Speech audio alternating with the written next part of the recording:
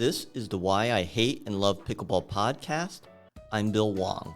Today's episode is titled, Get to the Line. I'll start with the story, my interpretation, and then some insight. On a Facebook post, someone asked, what is the most important skill that someone should have for pickleball? There isn't one skill. We've discussed many: courage, mindset, movement, and technical skills like the third shot drop. In the prior episode, I discussed the return and the serve. But after some thought, I decided that getting to the non-volley zone line, or the line, is the difference between an average player and a good player. Many times I'm at the line, and I glance to look at my partner, and he's not there. He's back at the baseline.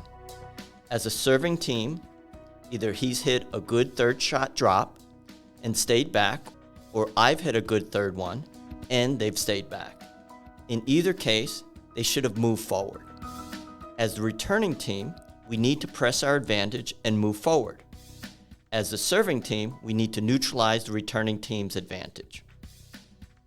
My interpretation: you need to get to the non-volley zone line. When I've hit a good third shot drop, I want my partner to move forward, anticipating my shot, so he could hit a winner, especially if they pop it up. When I've hit a good third shot drop, I want my partner to move forward, anticipating my shot. If the opponents pop up a ball, he can put it away and in the point. If he's too far back, then we have to slug it out for the point, and it's very frustrating.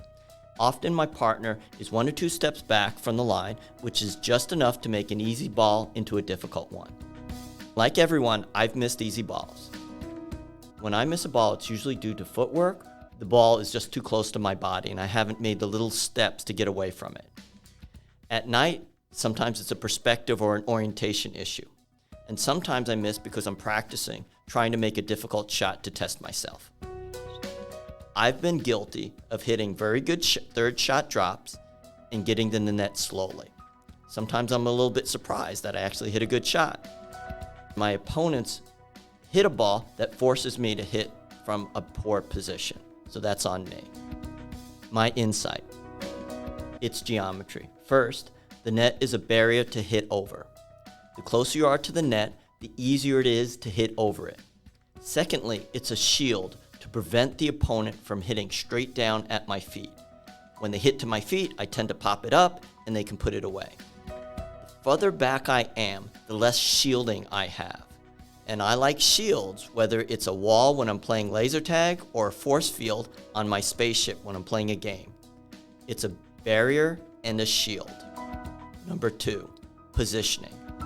I'm not a great player, but I'm usually in the ideal place at the right time, so I can produce positive outcomes. In other words, I'm at the right place at the right time. Given my abilities, I can make an easy shot. I account for my skills and abilities, my partner's skills and abilities, and my opponent's weaknesses, the conditions, and the score. However, I'm changing every day and every minute. At times, I do struggle with making decisions and the fine line between being too aggressive and too passive, especially when I don't know the capabilities of my partner. Thirdly, moving to the line goes hand in hand with a good third shot drop, good resets, and defense. If your thirds are not very good and you're leaving them high, you tend not to go to the net because you get tagged, or worse, your partner will get hit. I'm not sure why people are not getting to the line. Once when I was receiving, a partner positioned himself in the midcourt in no man's land, while he should have been at the line. When I paused to ask, he said, "Oh, I positioned myself there." I can't imagine any sane reason for him to do that. It is bad positioning, and he's setting himself up for failure. I don't know why people aren't getting to the non-volley zone line. I'm not sure if they don't know, that they're fearful of moving forward, that they physically can't get there. It does require skills: a good third shot drop, resets, and defense to be comfortable getting to the line. They need to assess the quality of their partner and the third shot drops to move forward. I can't control what my partner does. If they choose to go into battle with no cover and no shielding, that's their choice. I can only control my reactions to their decisions. My emotional control expends my mental energy. Thus, they affect me and my performance. I wish people would understand that. How do I actualize this? First, I have a mindset to move forward. I have a mindset to only deal with things that I can control, which is my reaction.